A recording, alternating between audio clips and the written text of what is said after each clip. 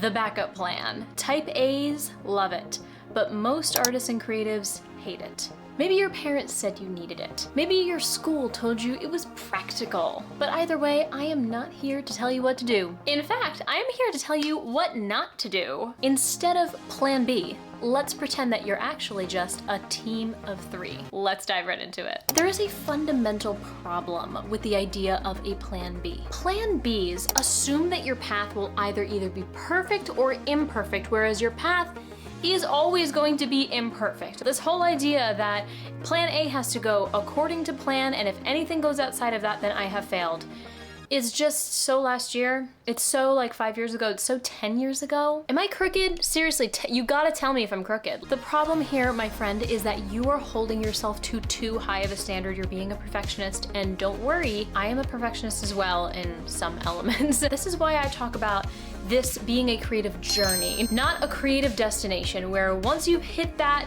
goalpost, you are done. We don't need to talk about anything anymore. We don't need to try anymore. That's not what we're here for. We love a good challenge. We love a beautiful journey. We love the idea that we have goals, but also that we can romanticize every single day. You're holding yourself to too high of a standard, and in turn, considering something a failure when it's really just part of the universal plan all along. It's already made by the universe, and it's already divine. You are good. Take a breath, drink some tea, watch some New Girl, go outside, get a massage. You're good. Does this just mean that we're not gonna have a plan B and we're just gonna hope for the best? No. This means that we need to use goals and systems to create your dream creative life through your creative team of 3. I didn't mean to rhyme this, but I just kind of love how it's like no plan B, creative team of 3. Right? I don't know. I love it. I love it for us. We have the chief visionary officer, we have the project manager, and we have the lead artist / CEO, which is, my friend, you. By understanding how to embody each of these team members, you will no longer have this fear of plan A is not working, I need to try plan B. So first, we have our chief visionary officer. Now, our chief visionary officer is the spiritual, energetic, fun-loving team member. We always have this practical person in our mind who's like, okay, you gotta make sure that you make this amount of money, and if you know, this is this. We go to her for the big ideas. We go to her when we're feeling like we're hopeless, and she's like, no. Because the vision, the greater vision, we have this amazing product, you, the artist, and we need to make sure that we are pulling everything out of it that we can, that the world is seeing all of it. I hope that didn't sound weird, not like all of it, like naked, like the world seeing naked, but like your talent. I think you got that. And I think by me saying that it was weird, but I'm gonna keep it in. This chief visionary officer is about manifesting your biggest, most dreamiest aspirations in the universe. And she's helping you actually defining what your version of a successful journey is. At the same time of her having this beautiful vision of, this is what I wanna do, she also reminds us that this is all a journey. So we're gonna enjoy every single day of this iteration process. Let's put it into real world examples. I bought this indoor hydroponic garden. There needed to be somebody on this team who is like, this is an amazing product. We're gonna change so many people's lives, to push them through these really hard parts of get funding, they need to find the money, they need to create the product, they need to do all this stuff. They needed somebody to constantly remind the team, guys, I know it's getting hard, I know the practicalities are hitting, we need to be aware of that, but also remember the goal. Turning this to you as an artist, remember the goal. What are some of the goals that you have? And I know that there's more than one. I also implore you to think about not as much of a goal, but just day in and day out, what do you want to give to the world? What is the service that you want to give to the world? I'll give me as an example selfishly. There's probably many more interesting examples because I am still a budding singer-songwriter, but maybe this will relate to you. Ultimately, for me, it comes down to me wanting to create a community here on YouTube, and a community far beyond this as well. I just feel like I can feel most myself when I'm in a community of like-minded people who we share the same aspirations and values, and we just love supporting each other, and there's no competition. Maybe because I grew up in an environment where I did not feel that way. I feel like it's kind of my life's purpose. The medium in which I am doing that happens to be hopefully a decent performer and singer, and I can share this and it can move people. Think about how this can translate into you, this chief visionary officer, how this chief visionary officer can help serve your artist's greater purpose. What is your greatest purpose beyond your art? We love creating art, but what are we doing with this, right? It's the same thing as someone who is a crossing guard. Their greater purpose might be, I want to cherish every single child and just keep them safe. They could do that as a crossing guard. They can do that from the founder of a multi-billion-dollar nonprofit. It doesn't matter. And this is what this chief visionary officer is here to do. Eliminate the chokehold of practicality. We can get so in our heads playing the comparison game. There's this practicality that we have in our environments as well. I had teachers who would kind of be like, you're gonna go to school for theater? Like, what are you gonna do with that? I'm grateful that my parents were very supportive of me getting an education in theater, even if it were to be at a conservatory, which it wasn't because I didn't get into any conservatories. Yeah. We need this practicality. Yes, we're gonna talk about that, but there needs to be a member of your personal team that actually reminds you that there is a greater purpose here. The universe, whatever you believe in, has got you. The world needs this. The world is craving for this, craving for your song, craving for a piece of art that they look at and literally feel like home, craving for a performance that finally gets them to talk to their brother again. It reminded them of what their relationship was and how much they miss it. This is a service. This is something spiritual. This is something that the world needs. The Chief Visionary Officer is also here to help you manifest your biggest dreams in the universe. So there are times when you need to be practical, but there's also times where you need to really ask yourself, if money wasn't an issue, if I could literally have anything in the world, what would I have? People get really stuck on things like this. It's very hard for them to be like, I would love a full-time job that paid me this amount. It's like, wait, would you actually want a full-time job? No, but like that's what it, no. I'm literally talking, if any, like money was not an issue. You could do anything. You could literally make $1,000 a day by sitting outside in the sun all day. Is that what you would do? Would you not work? Would you work? Would you have this be your full-time thing, your part-time thing? Where would you live? How would you live? How much money would you be making? What would you invest in? What would you be doing? What would your days look like? This is what your Chief Visionary Officer has to be for you. It's gonna give you this permission to be able to actually like dream without borders. This is kind of where manifestations come in. I talk a lot about how in this creative journey we have two things. We have like manifestation and we have systems. And systems we talk about later. But manifestations is affirmations, vision boards, like no barriers to this. This is the goals that you want, you're putting no barriers up. What would you absolutely love? Stop being practical. Whether you're a founder of an indoor hydroponic garden or an artist like this, you need that member of your team to actually let you say genuinely, what the heck do I want in life? That goes into this last part, is really defining what your successful journey looks like. This word success got me caught up so much in 2020 when all of us were kind of just like, what am I doing with my life? I was in acting school. 2020 happened. I was like in my second year, which was the last year, living right outside of New York. And I was planning on doing that basically for the rest of everything. I was gonna audition for Broadway and do all this stuff. And then I sat home and kind of realized like, what does success really look like to me? What I realized was I was like, I really like this lifestyle of being able to work when I want to and have this sort of be able to work when I'm comfy, when I'm cozy. I am more comfortable being me. This Chief Visionary Officer is here to help you define really what does a successful journey look like. Now notice I'm not saying a successful goal. I want you to remember that I'm never talking about just one goal. I think that as a society, maybe it was just me, I was led to believe that you have like one goal in life. As an artist, what do these goals look like? But then also with that, what does every day look like? What am I doing every single day that's actually making my life more beautiful and artistic and creative? Have you decorated your home so it's beautiful and you walk around and you're like, I love my home? For me, that's success, right? There's other things that I don't feel like I've hit success in yet, but I'm walking around in this glitter of success right now. That's your Chief Visionary Officer. She is always going to remind you, stop boxing yourself in. You have dreams. What are they? I will never make fun of you. I'll never judge you for how big these are. I want you to dream big. as cheesy as that sounds. Hopefully you get the picture. Genuinely, you need to be able to dream big in order to have things happen.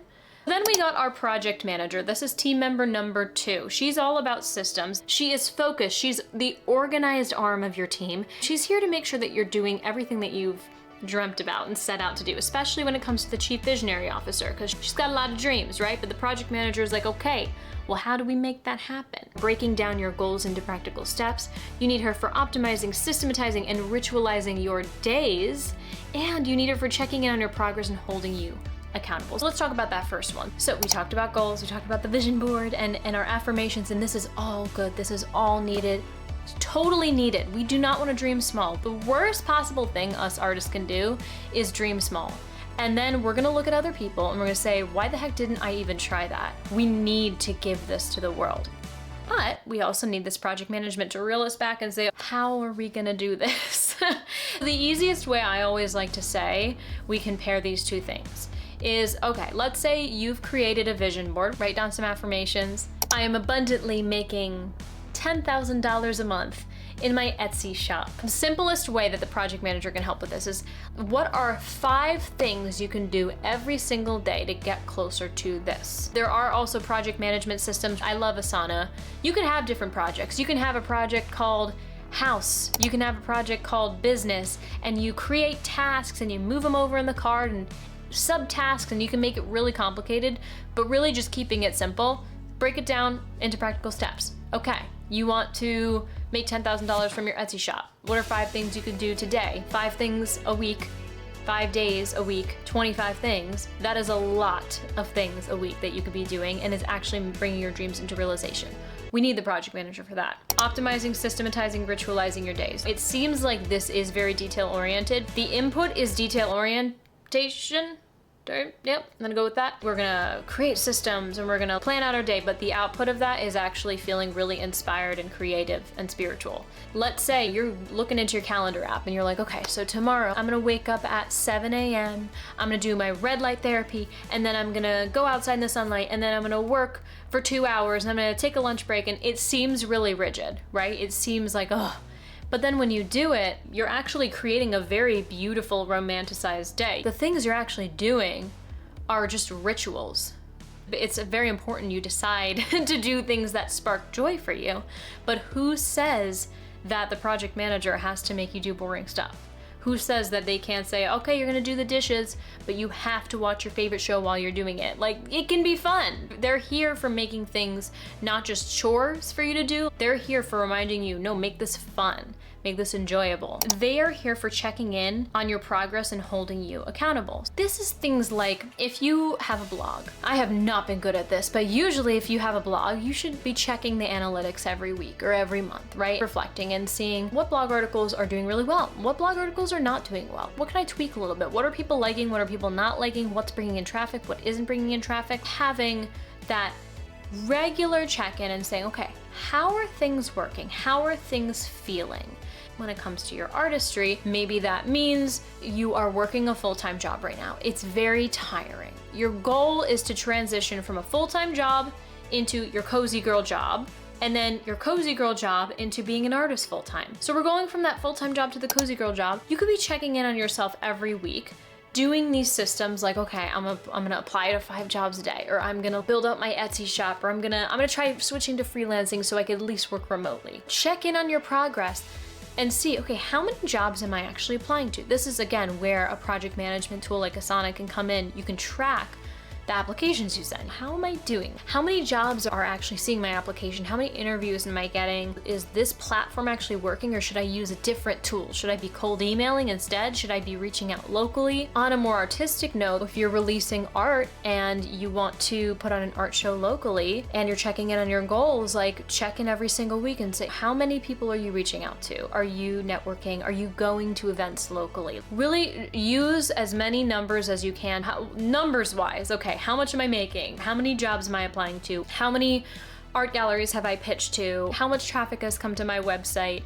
And then also ask yourself, how am I feeling on a scale of 1 to 10?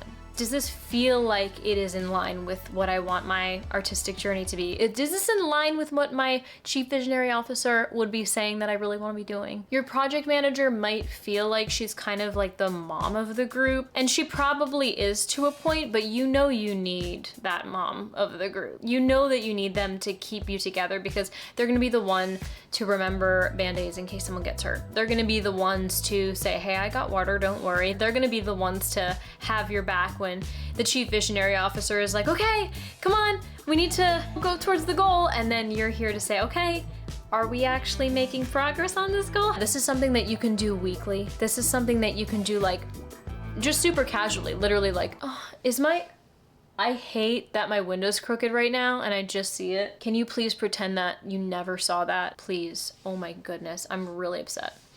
But I'm not gonna change it because I'm lazy. Your project manager and your chief visionary officer might feel like they're colliding heads sometimes. When you're feeling really organized, you don't wanna be the dreamer, and sometimes if you're like in this dreamer state, you don't wanna get organized. I don't know. Because sometimes there's phases in my life where I'm like one or the other, but really they have to work together in order for your creative career to flourish and your creative journey to flourish. That gets to our last very important team member, which is you. This is the CEO, this is the lead artist.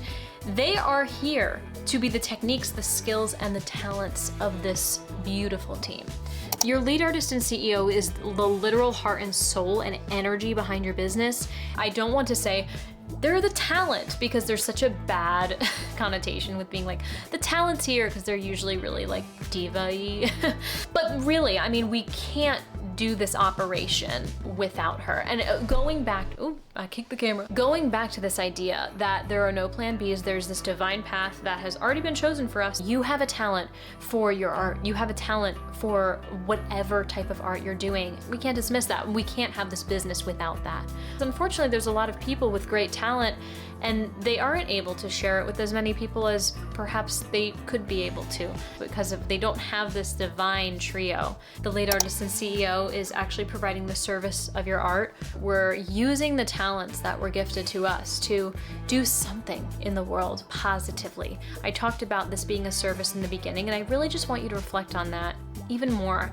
What is this service that you're bringing? As much as we love spending time doing our art, and there is an indulgence, there's also an audience of people who need this product that you need to sell, this hydroponic garden. I bought it. I've needed a way to grow plants organically that I didn't need to go outside for because I have a black thumb, and this solved that problem. What problem are you solving for your audience? What types of people are gonna listen to your music or watch you perform or enjoy your art and say, this is what I needed. I have been looking for this my whole life. Turn it around to someone else. What do the people want and how can I use my talents for good? This goes to the second responsibility of the lead artist and CEO, is just moving others. People experience art because they want to feel something. People go to shows because they want to feel something. I was always told this as an actor, the worst thing that can happen is a group of 2 or 3 people go to your show and they have dinner after and they don't talk about the show. That's the worst thing that can happen. The best thing that can happen is that they can talk about the show even if they hated it, but they're just saying something. You invoked something in them. Ideally, it would be something positive, but this is the whole point. People want to be moved. You have this magical power to do that. It's like you have a wand from Harry Potter. You are able to do this. You are able to have this magic that you can cast spells with people with your art, and you have to make sure we're doing it for good. We're here to make the world more beautiful. Oh, by the way, oh God, I always forget to tell you guys to subscribe. Oh my goodness. Hopefully you just feel bad for me and do it because I forgot. And now I'm just like, I just want to keep talking. The world has so many amazing engineers and scientists, and we have so much AI, and some of which might be for good, some of which might not. We are here to make the world beautiful. At the end of the day, this is not a life or death thing. We are here to make people feel something, leaving things better than the way you found them. We're like freaking wizards, man. We're like fairies. We're like fairies, yes. We're walking around and we're just creating beauty This is the talent. This is why we have the project manager. This is why we have the chief visionary officer. You need all three of these to really love this creative journey that you are on. It truly is a trichotomy. Is that a word? I'm gonna make it a word. The next time that you think that you need a plan B, the next time that you feel like a failure because your initial plan didn't work out, I want you to just reframe this. What if actually this entire plan was exactly how it's supposed to go? All you need to remember is that these three team members are innately already inside of you. Use this to leverage your business as an artist to the places you want it to be. I have no more natural sunlight. I hope you can still see me, but I will see your three team members next time. Bye. Let's talk. Let me make sure this, it's so pretty. I just like need it in the background. That's a great question. That is, I just hope you don't see any of this, because I don't really have time to clean it. I really don't. This is alabaster, by the way. He's a spiky thing, and he spikes. That's what he does. No further questions. We got to talk, and let me bring you closer. That looks like tilted the other way. Good question. All right, I'm being really annoying right now. But seriously, so let's just lower this a bit. Oh God, oh God, oh God. Okay. Oh, I gotta close the door. Oh no. Little bit tilted. Okay, let's do this.